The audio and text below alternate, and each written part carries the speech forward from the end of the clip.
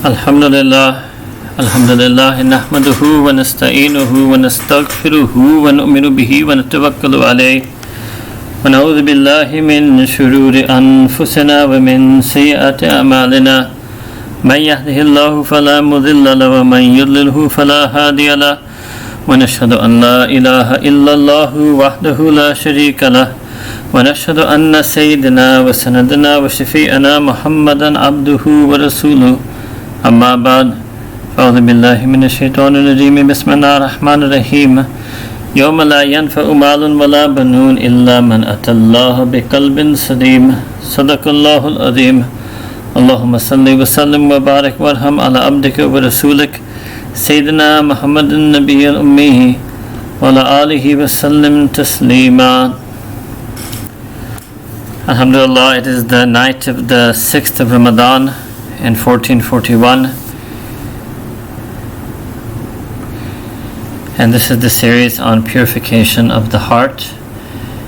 In the last two sessions I spoke basically about doing purification of the heart through verses of Quran and through the totality of Quran al-Kareem, and then I also shared some hadith, and we talked about doing purification of the heart simply by adopting the Sunnah character, lifestyle, temperament of Sayyidina Rasulullah sallallahu alaihi wasallam. Tomorrow, inshallah, I'm also going to talk about purification of the heart through dua. So tazkiyah, purification of the heart through Quran, through hadith, through seerah, through dua.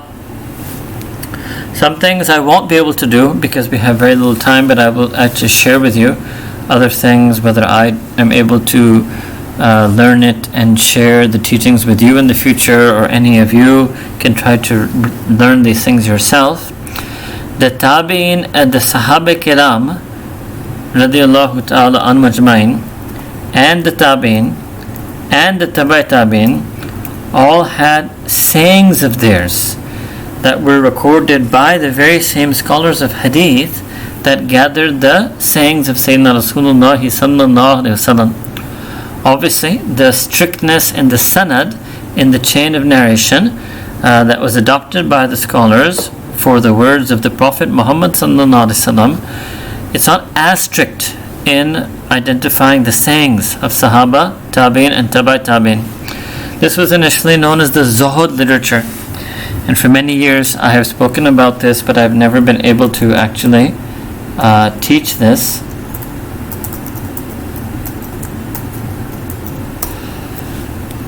So there are some collections of Zuhud, such as by Abdullah ibn Mubarak rahimahullah ta'ala, by Abdullah ibn Ahmed ibn Hanbal rahimahullah ta'ala.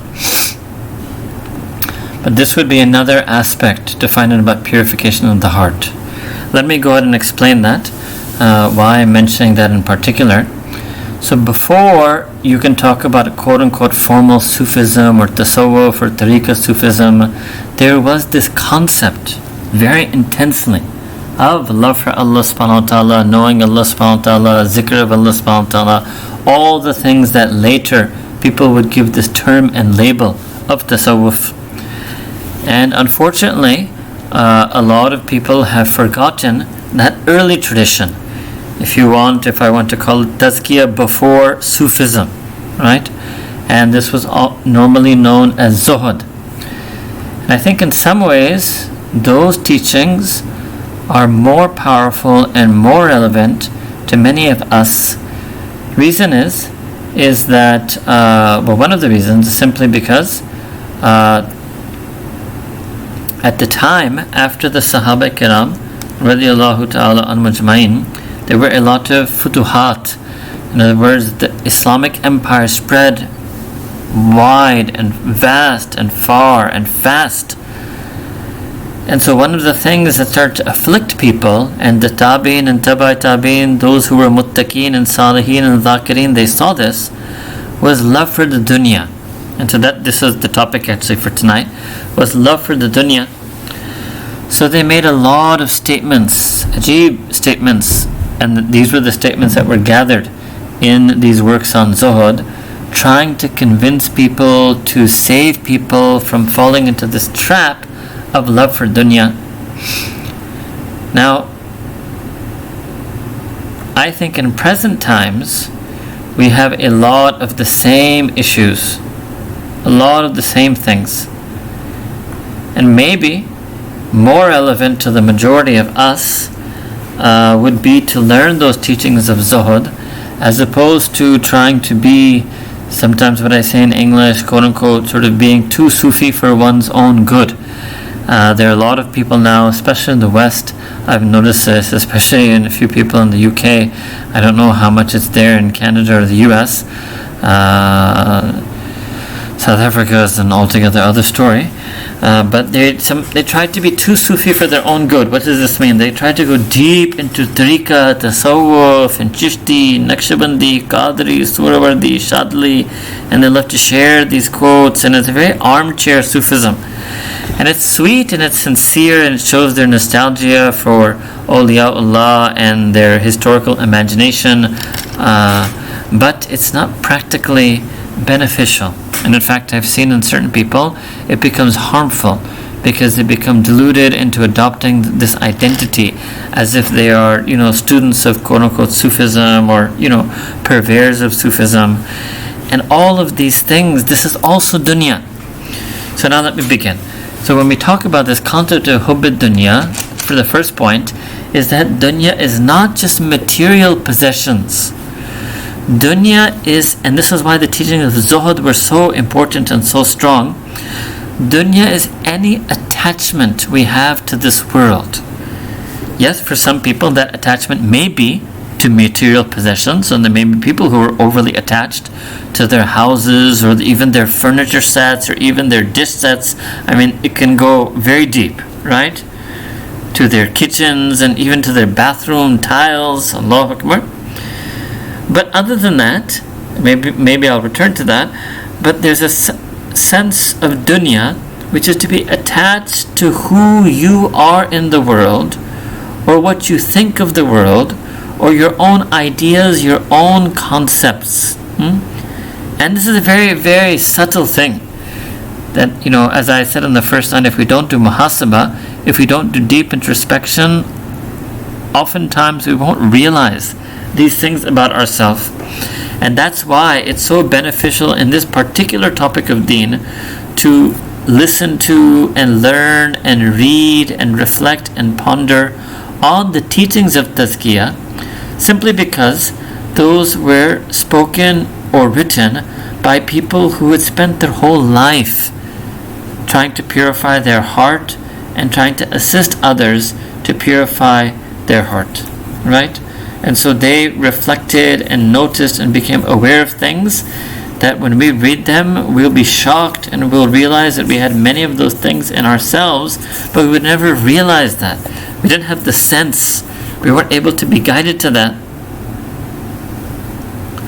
So love for the dunya can also be love for these things, love for oneself, ascribing oneself a certain position, ascribing oneself a certain self-importance, if you will.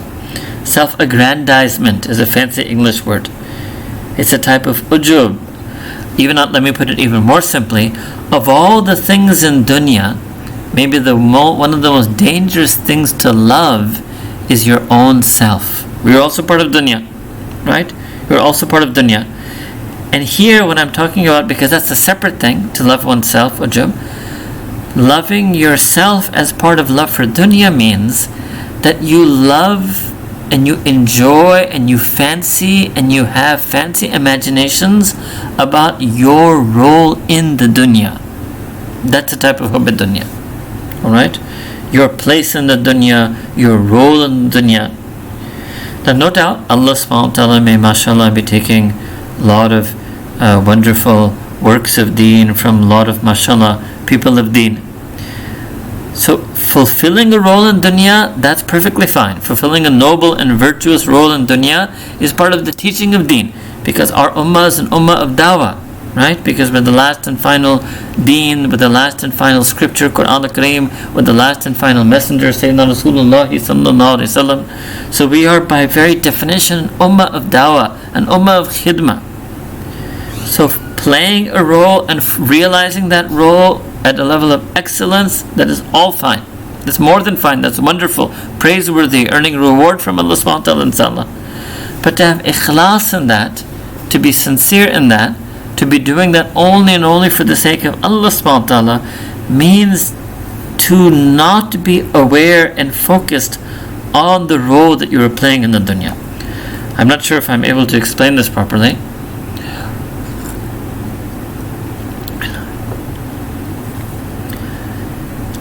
One way sometimes people are automatically saved from this is just by becoming extremely busy, right? So mashallah, I've met some men who, and every group has people who are more ideal, who are more balanced, and also has some people who are less balanced. But alhamdulillah, all of a sudden came to my mind one person who spent a lot of time in their life in Jamaat al-Tabligh, right, in this mission of propagation of Deen. But he was so busy in it that he's absolutely unaware of himself.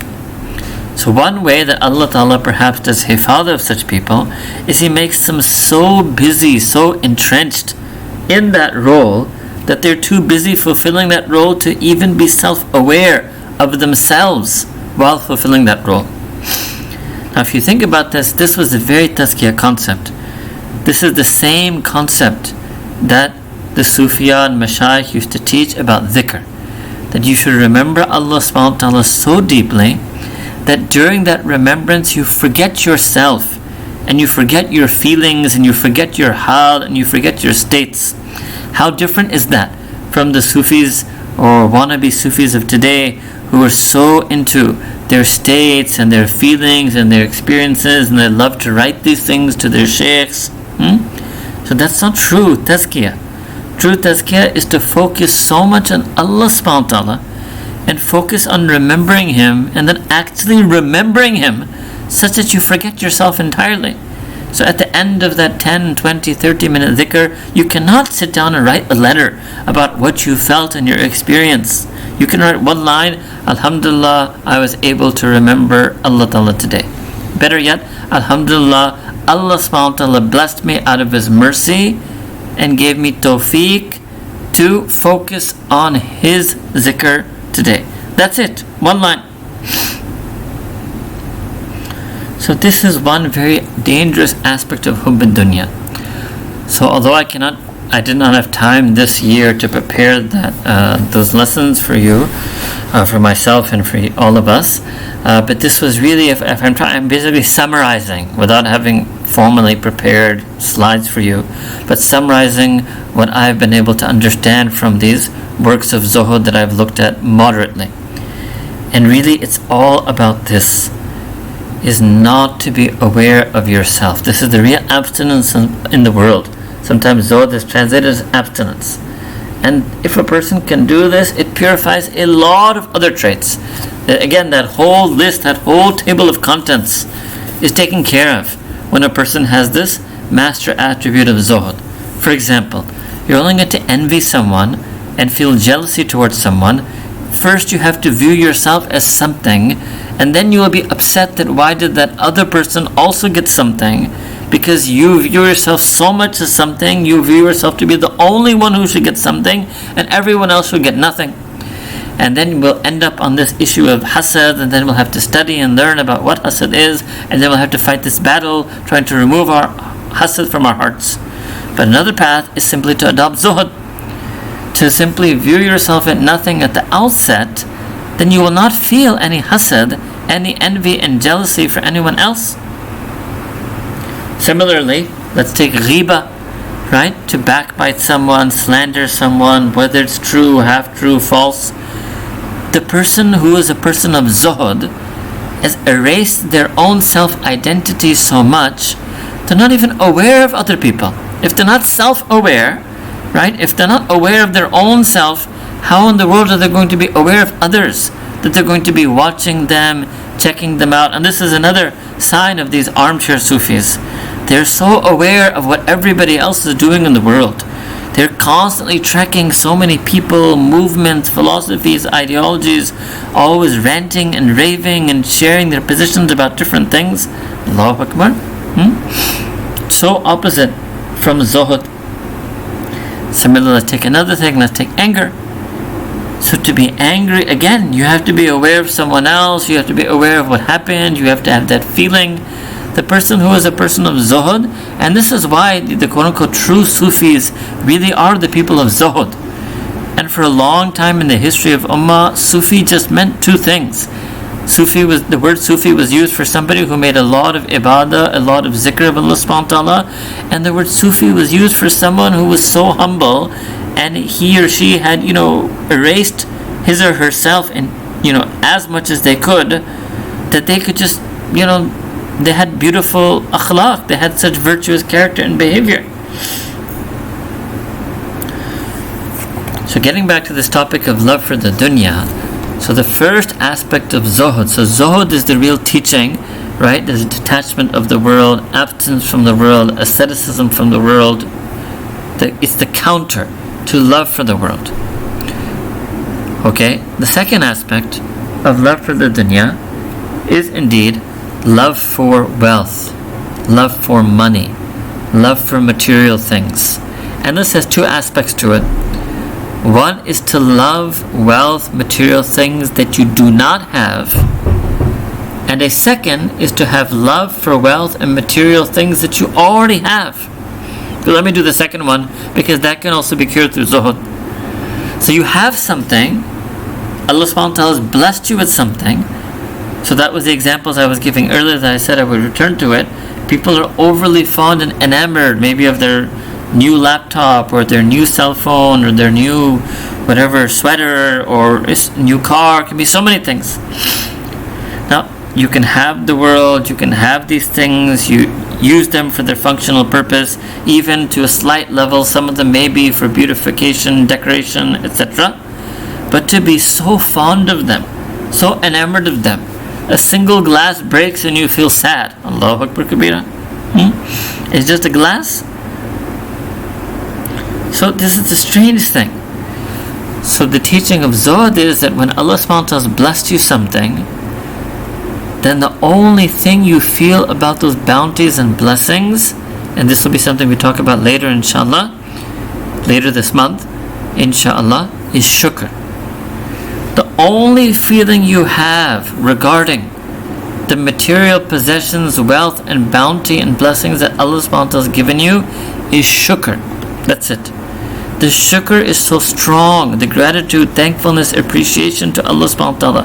And then the hamd, the praise that rises out of that shukr is so strong that it overrides and overwhelms the pleasure we feel at those material things themselves.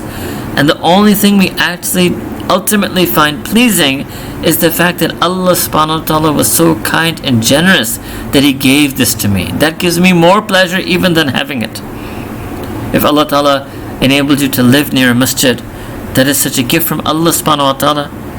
And you should just be so grateful to Allah subhanahu wa ta'ala for that blessing.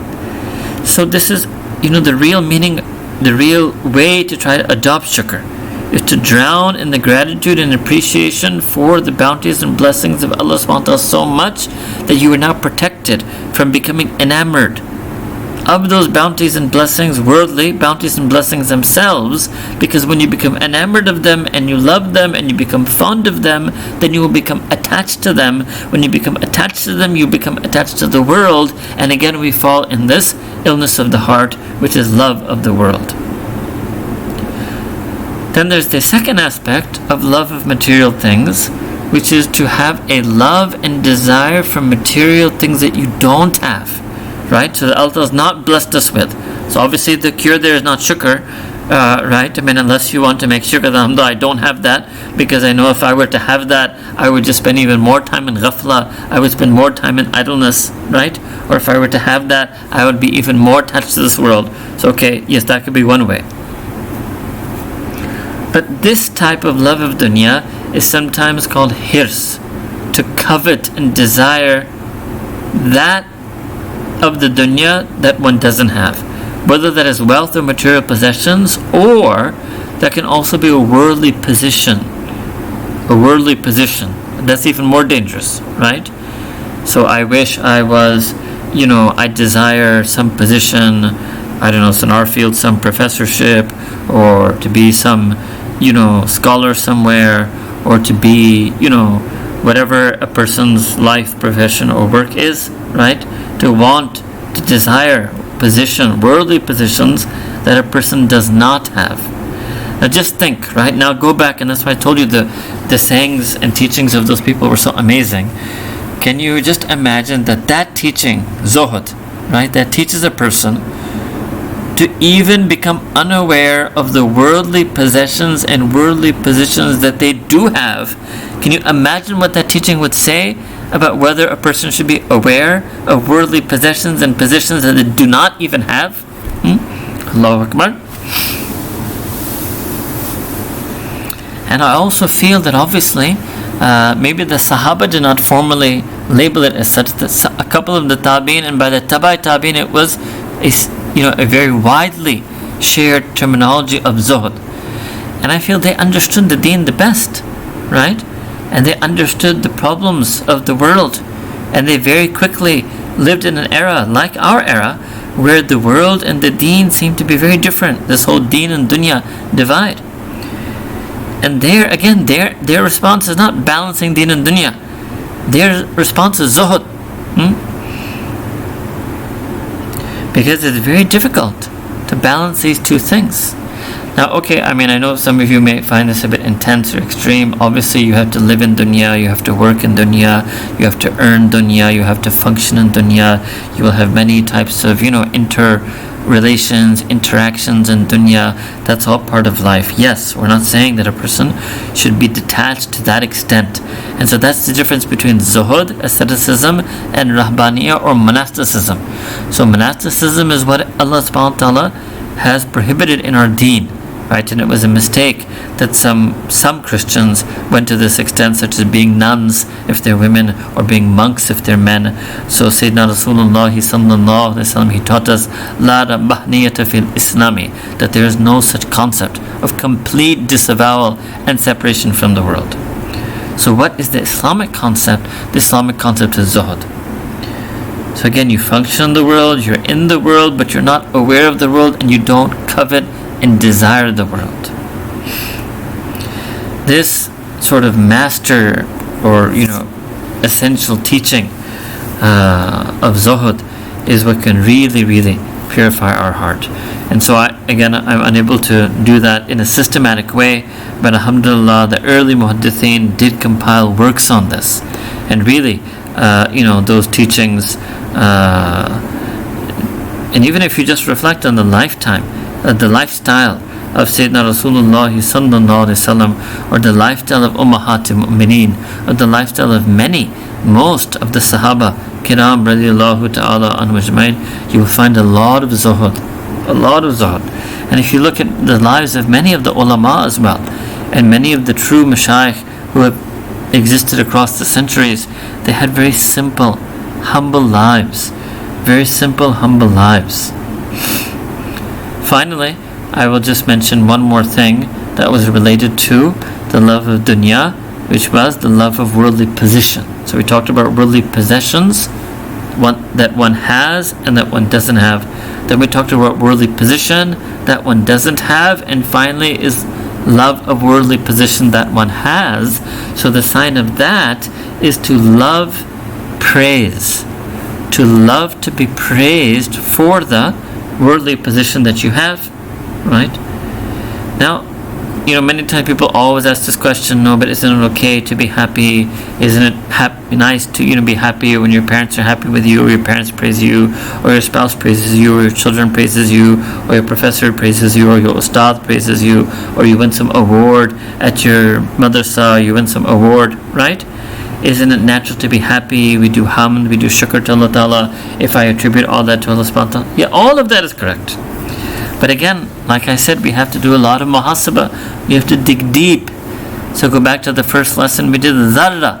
Anybody who has the dharra of kibr, 1 atom's weight of kibr. So everything that we mentioned before, fine, is correct, but the question is there an atom weight love, fondness of that praise? It's very hard to avoid this. It's near impossible to avoid this. And yes, maybe sometimes the line is blurry as to what is a permissible feeling of shukr and gratitude, that perhaps success in some act or action, it means that maybe Allah Ta'ala may be happy and He may accept that act and action, as opposed to simply loving that praise. So I can just simply raise the issue, and for all of us, it's enough for us to track it, that all of these teachings aren't universally the same for everyone. We just have to simply learn from this great tradition and teaching of the Zuhd, and then we have to apply it individually to ourselves.